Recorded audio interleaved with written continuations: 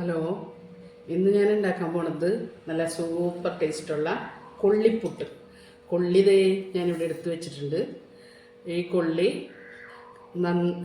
തൊലിയൊക്കെ കളഞ്ഞ് കട്ട് ചെയ്ത് ഗ്രേറ്റ് ചെയ്ത് ഇങ്ങനെ ഇതിനകത്ത് വെച്ച് ഗ്രേറ്റ് ചെയ്ത് ദേ ഒരു പാത്രത്തിൽ എടുത്ത് വെച്ചിട്ടുണ്ട്.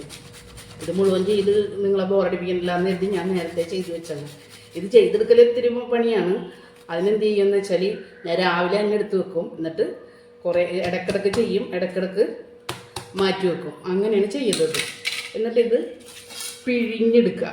ഒരു പ്രാവശ്യം ഒന്ന് പിഴിയണം. അല്ലെങ്കിൽ ഒത്തിരി ഉപ്പ് ഇങ്ങനെ ഇട്ടിട്ട് ഇതാക്കി ഉപ്പിങ്ങനെ കുഴച്ച് അതിൻ്റെ ഇടയ്ക്ക് ഉപ്പ് കൂടിപ്പോയാൽ നോക്കണം.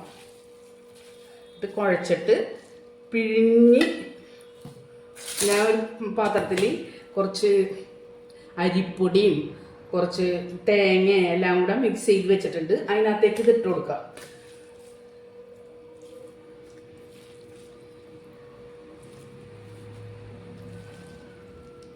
എന്നിട്ട് പിഴിഞ്ഞ് കഴിഞ്ഞിട്ട് ആ വെള്ളം കളയണം എന്നില്ല. അതിങ്ങനെ കുറച്ച് നേരം വെച്ചിട്ടുണ്ടെങ്കിൽ തെളിഞ്ഞ് വരും. അപ്പോൾ ആ തെളിവ് എടുത്തങ്ങ് കളഞ്ഞിട്ട് ബാക്കി നമുക്ക് ഇതിനകത്തേക്ക് തന്നെ ഉപയോഗിക്കാം. തെളിവിന് ചെറിയൊരു കട്ടിപ്പ്, നമുക്ക് ഇഷ്ടപ്പെടാത്തൊരു ടേസ്റ്റ് ഉണ്ടാവും.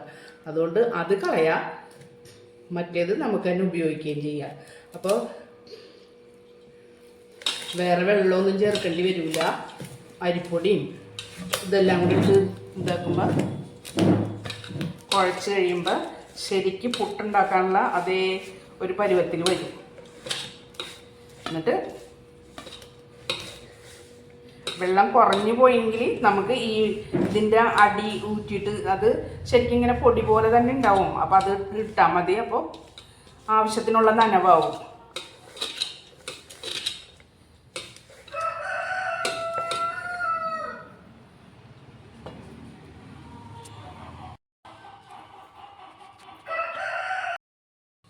അപ്പോൾ അതെ പുട്ട് നമ്മൾ ഉണ്ടാക്കിക്കൊണ്ട് വന്നിട്ടുണ്ട്. ഇതിനകത്തേക്ക് ഞാൻ കടലക്കറിയാണ് കൂട്ടണത്. കടലക്കറി എടുക്കുക, കഴിക്കുക. നല്ല സൂപ്പർ ടേസ്റ്റ്, നല്ല ടേസ്റ്റ് ഉള്ളതാണ്. ഒരിക്കലെങ്കിലും ഒന്ന് ഉണ്ടാക്കി നോക്കുക. നല്ല ടേസ്റ്റാണ്, നല്ല സോഫ്റ്റാണ്.